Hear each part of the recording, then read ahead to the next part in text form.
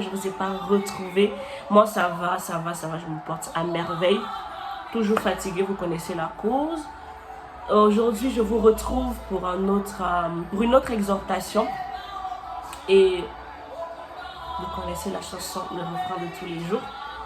Nous allons recommander ce temps au Seigneur. Dis avec moi, recommandons ce temps au Seigneur. Nous allons juste baisser la tête et prier. Seigneur, je veux te recommander ce moment. Je prie que vraiment tu nous fasses du bien, que tu nous remplisses, que tu diriges toutes choses et que Seigneur Dieu, nous sortons de là transformés, changés, façonnés. Merci Seigneur parce que tu disposes de tout dans le nom puissant de Jésus.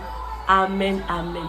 Alors aujourd'hui, j'aimerais vous entretenir sur un petit sujet qui s'intitule « Dieu veut étancher ta soif ».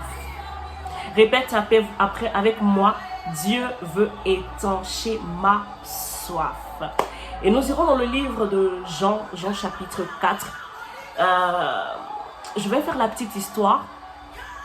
Alors, il s'agit de la rencontre d'une Samaritaine avec un étranger. Et cet étranger, ce n'est que Jésus-Christ. Que je l'aime, vous ne pouvez pas comprendre. Je l'aime trop. Sa rencontre, c'est avec Jésus-Christ. Et donc, cette femme, elle est venue puiser de l'eau comme à l'accoutumée. Et elle rencontre Jésus-Christ, sans savoir que c'était Jésus-Christ. Elle le rencontre, il est au bord de l'eau et il lui demande à boire. La femme éberluée, elle va lui dire, mais depuis quand un juif a de rapport avec une Samaritaine? Donc, je suppose qu'à cette période, les Samaritains et les Juifs n'avaient pas de rapport. Et le Seigneur va lui dire, sais-tu à qui tu t'adresses là? Bon, il n'a pas dit comme ça notre Jésus-Christ, il n'est pas prétentieux. Il va lui dire, et c'est ce qui va nous retenir, dans le verset 10, il lui dit, si tu connaissais le don de Dieu, et qui est celui qui te dit, donne-moi à boire, tu lui aurais toi-même demandé à boire, et il t'aurait donné de l'eau vive. Seigneur, lui dit la femme, tu n'as rien pour puiser, et le puits est profond. D'où aurais-tu donc cette eau vive?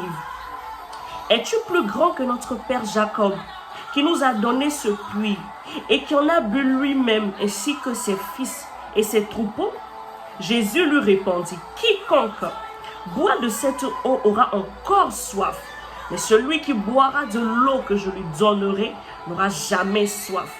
Et l'eau que je lui donnerai deviendra en lui une source d'eau qui jaillira jusque dans la vie éternelle. Amen, amen, amen.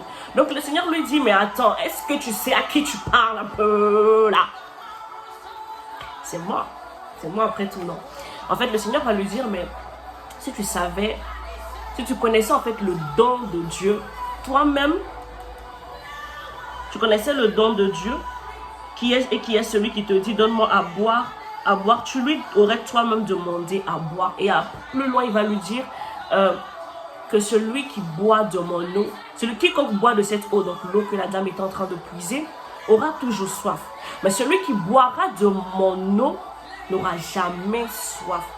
Et de lui jaillira, et je lui donnerai, et l'eau que je lui donnerai deviendra en lui une source d'eau qui jaillira jusque dans la vie éternelle.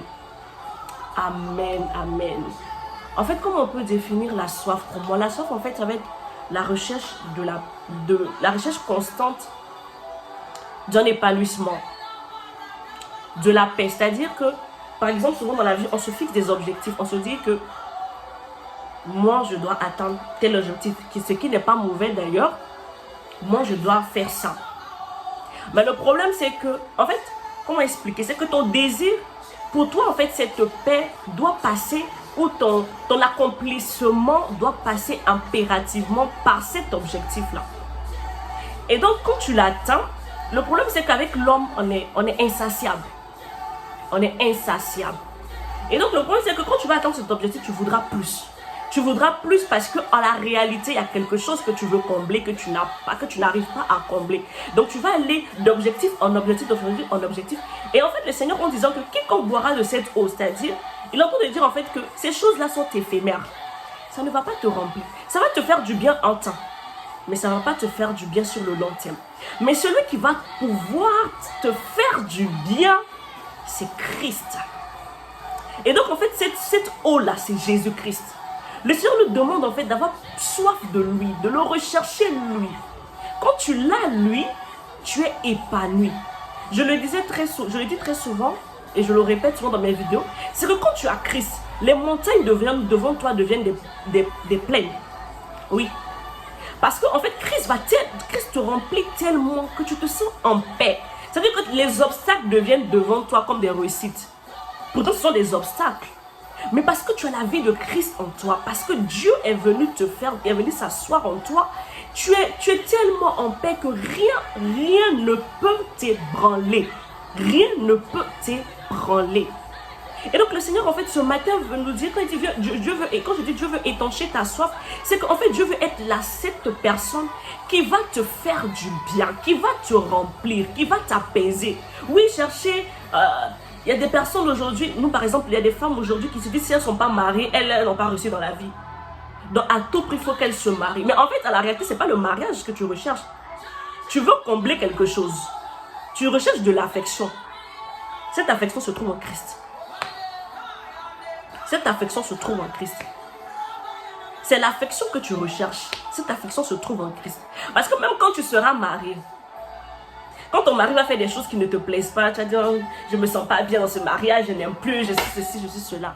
Ou bien tu ne vas pas te sentir bien parce qu'à la réalité, il y a quelque chose que tu voulais combler, que tu as pensé que ça sera comblé par le biais du mariage, mais finalement, tu te rends compte que ce n'est pas ça. Et donc, Dieu va être en fait celui qui va nous faire du bien. Il va être celui qui va nous remplir. Il va être en fait, quand tu le rencontres, il y a quelque chose qui se produit. Il y a quelque chose qui se produit. Je ne saurais mettre de mots sur ce qui se passe. Mais lorsque tu rencontres Christ et lorsque tu le laisses te pénétrer, il y a quelque chose qui se produit. Tu es tellement rempli, tu es tellement en paix. Christ, c'est le bonheur. Christ, c'est le bonheur. Le bonheur que tu es en train de chercher, tu cours ça et là. Non, ça ne se trouve pas là-bas. Ça se trouve en Christ.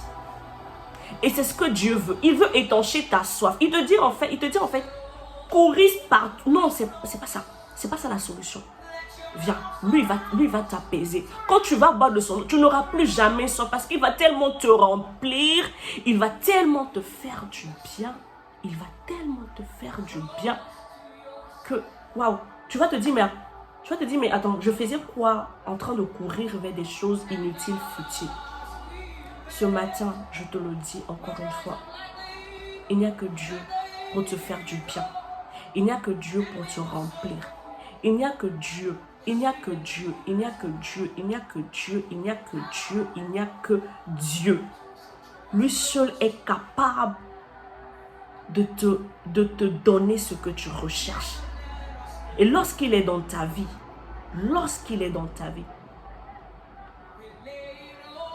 tu n'as pas idée. Tu n'as pas idée à quel point ta vie est bouleversée, transformée, bien sûr, dans un sens positif.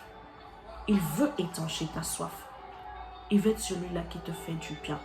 Si tu acceptes Jésus-Christ et si tu veux vraiment faire de lui ton intime, je peux t'assurer